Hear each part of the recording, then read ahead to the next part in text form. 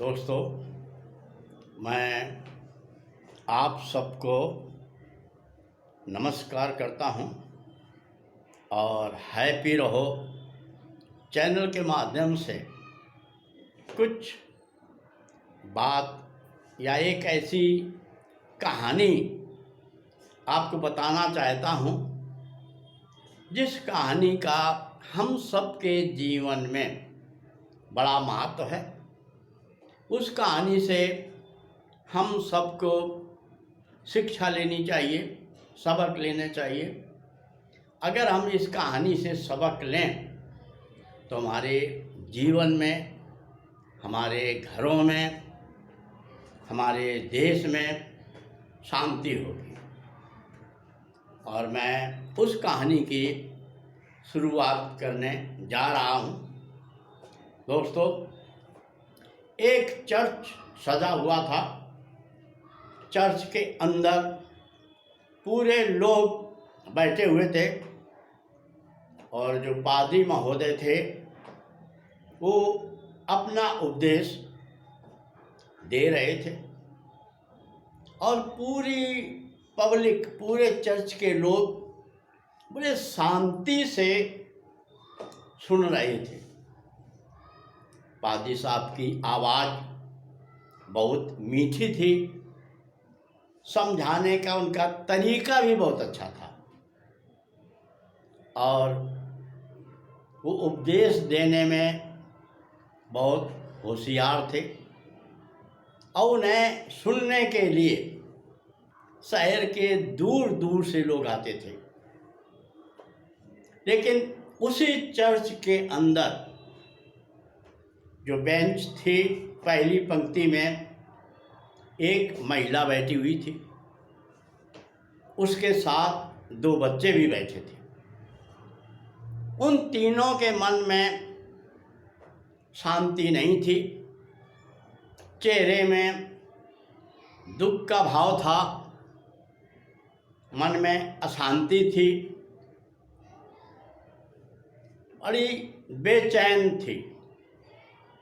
और बाकी चर्च के लोग बड़े प्रेम से उपदेश सुन रहे थे और पादरी साहब भी अच्छा उदाहरण देकर अपनी बातों को कहते जा रहे थे, उपदेश देते जा रहे थे। सब कुछ समान ढंग से चल रहा था। वो महिला अपनी बेंच से उठी और चर्च के बाहर निकल गई। थोड़ी देर के बाद वही महिला चर्च के अंदर आती है। उसके हाथ में एक बड़ा बैग है और एक हाथ में बंधा हुआ बिस्तरा है। वो लेकर आई और पुलपिट के पास रख दिया। दोस्तों, जो लोग चर्च नहीं गए उनसे बताता हूँ कि चर्च में एक पुलपिट होता है। पुलपिट मतलब एक ऊंची जगह पर लकड़ी का एक स्थान बनाया जाता है जहाँ पर खड़े होकर पादरी उपदेश देते हैं और उनके सामने बाइबल रखने की जगह होती है और ऊंचा होता है कि चर्च के पुलपिट पर खड़े होकर चर्च में बैठे हर सदस्य को देख सकें और उनकी बात भी सब जगह पहुंच सके। उसे पुलपिट कहते हैं। वो महिला ने बैग और बिस्तरा पुलपिट के पास में रख दिया और उसी जगह बेंच में आकर बैठ गई जहाँ दो बच्चे बैठे थे और ये बच्चे उसी के थे। दोस्तों, सब लोगों ने इस महिला की हरकत पर गौर किया, लेकिन चर्च में उपदेश में कोई डिस्टर्ब ना हो इसलिए किसी ने कुछ नहीं कहा। उपदेश खत्म हुआ। पादरी साहब ने उपदेश खत्म करने और चर्च की खत्म करने की अंतिम प्रार्थना की। और प्रार्थना करने के बाद जैसे पादी साहब ने कहा आमीन, और पादी साहब पुलपिट से उतरने के लिए हुए, लोग बेंचों से अपनी जगह से खड़े होने की तैयारी में हुए, तभी वो महिला पुलपिट के पास जहाँ सामान रखा था वहाँ गई और हाथ जोड़कर बोली, चर्च में बैठे आदरणीय सभी लोगों से मेरा एक निवेदन है, मैं चाहती हूँ कि मेरी बात सुनें। 2 मिनट आप सब लोग वहीं बैठे रहें और मैं पादी साहब से भी निवेदन करती हूँ कि वहीं पुलपिट पर खड़े रहें। सब लोग बैठ गए, पादी साहब भी पुलपिट पर खड़े हो गए। महिला बोली, हमारे पादी साहब चर्च में आकर पुलपिट पर खड़े होकर के बहुत अच्छा उपदेश देते हैं। वो महिला पादी साहब की वाइफ थी और वही कहती है कि हमारे पादी साहब चर्च के अंदर आकर पुलपिट पर खड़े होकर बहुत ही अच्छा उपदेश देते हैं, बहुत ही प्यार की बातें बोलते हैं, परमेश्वर के बारे में और यीशु मसीह के बारे में बताते हैं, उनके उपदेश को बताते हैं और सब लोग एक साथ शांति से रहें, एक दूसरे से प्यार करें, ऐसा भाषण देते हैं जिसे हम सब लोग बड़े प्यार से सुनते हैं और मानते भी हैं।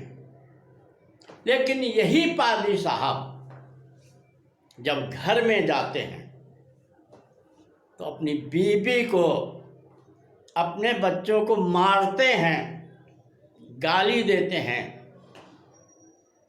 जूतों से मारते हैं, तमाचों से मारते हैं, लातों से मारते हैं, गंदी गंदी गालियां देते हैं। इसलिए चर्च में जितने लोग बैठे हैं, वो महिला बोली कि चर्च में जितने लोग बैठे हैं, मैं उन सब से हाथ जोड़कर प्रार्थना करती हूँ कि हमारे पादी साहब को इसी चर्च में रहने को जगह दी जाए। मैं पादी साहब का सामान ले आई हूँ, पादी साहब इसी चर्च के अंदर रहें, क्योंकि पादी साहब जब चर्च के बाहर जाते हैं तो शैतान उनमें समा जाता है, अपनी बीवी के साथ, अपने बच्चों के साथ मारपीट करते हैं, गाली गलौज देते हैं, और चर्च के अंदर रहते हैं तो बहुत सुंदर उपदेश देते हैं। इसलिए पादी साहब को इसी चर्च के अंदर रहा जाए। महिला इतना कहकर अपनी जगह पर बैठ गई। पूरे चर्च में सन्नाटा छा गया। सब लोग पादी साहब को देख रहे, सब लोग महिला को देख रहे, उसके बच्चों को देख रहे, और पादी साहब भी सबको देख रहे, महिला को देख रहे, बच्चे को देख रहे। और इसके बाद पादी साहब अपने आप को देख रहे हैं। और ऐसा समय 1 मिनट बीता, फिर 2 मिनट बीता, पादी साहब की आँखों से आंसू गिरने लगे। थोड़ी देर में पादी साहब सबके सामने, पूरे चर्च के सामने रोने लगे। सब लोग, चर्च के लोग, सब लोग शांत बैठे हैं। और पादी साहब ने पुलपिट पर सबके सामने माना, हाँ मैं पापी हूँ, मैं अपनी बीवी को मारता हूँ, अपने बच्चों को मारता हूँ, उन्हें गाली देता हूँ, मैं स्वीकार करता हूँ कि मैं पापी हूँ। इसके बाद पादी साहब पुलपिट से नीचे उतरे और उस महिला के पास जो उनकी बीवी थी जाकर घुटनों के बल बैठ गए और बोले, मैं स्वीकार करता हूँ कि मैं तुम्हें और बच्चों को गाली दी, मारा। मैं बहुत ही शर्मिंदा हूँ, बहुत ही दुखी हूँ और मैं सच्चे दिल से पश्चाताप करता हूँ।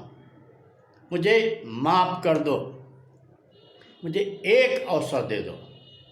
अब ज़िंदगी में कभी मैं गाली नहीं दूंगा, मारपीट नहीं करूंगा, क्योंकि आज मैं जो पश्चाताप कर रहा हूँ सच्चा पश्चाताप है और मैं परमेश्वर से और परमेश्वर के सामने और आप सबके सामने ये पश्चाताप किया है और मैं अब कभी वो काम नहीं करूँगा, वो पाप नहीं करूँगा जो अभी तक करता था।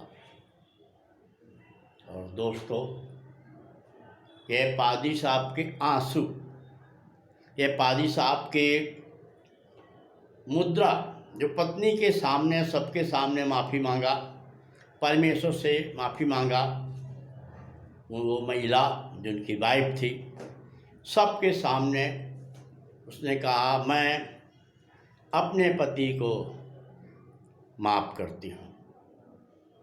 और दोस्तों, वो जो पादी साहब थे जिन्होंने सबके सामने अपने गुनाहों को माना, अपनी गलतियों को माना, अपने पापों को माना और पश्चाताप किया सबके सामने, परमेश्वर के सामने, परमेश्वर के घर में पश्चाताप किया और उन्होंने अपनी ज़िंदगी को बदल दिया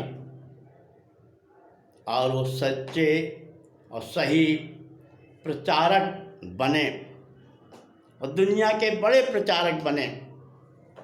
उनका नाम भी बहुत से लोगों को मालूम होगा। वो एक बार हिंदुस्तान में आए थे, मद्रास में, तो लोग कहते हैं कि जब वो उपदेश देते थे तो उनके चेहरे में और सिर के पीछे रोशनी चमकती थी। दोबारा आने वाले थे तो भारत सरकार ने नहीं आने दिया था। ये कम से कम 40-45 साल पुरानी बात होगी। और ऐसे प्रचारक बने, इसलिए बने कि उन्होंने दिल से अपने गुनाहों को माना और सबके सामने, परमेश्वर के सामने पश्चाताप किया और नई जिंदगी जीने लगे।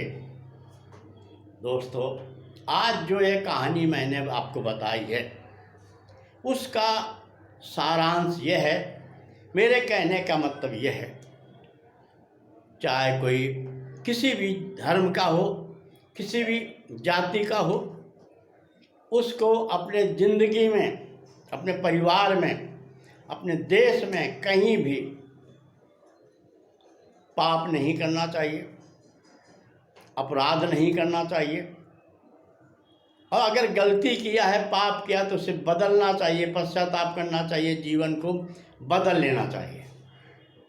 अगर हम सब परमेश्वर की इच्छाओं पर चलेंगे तो हमारे मन में, हमारे घर में और हमारे देश में और हम इस दुनिया में शांति रहेगी। यही हमारा उद्देश्य है। हमारा प्रभु यीशु मसीह शांति का दूत या शांति का मसीहा भी है। हमारे देश में, हमारे परिवार में, हमारे घर में और दुनिया में शांति रहे, यही कामना मैं करता हूँ। आमीन।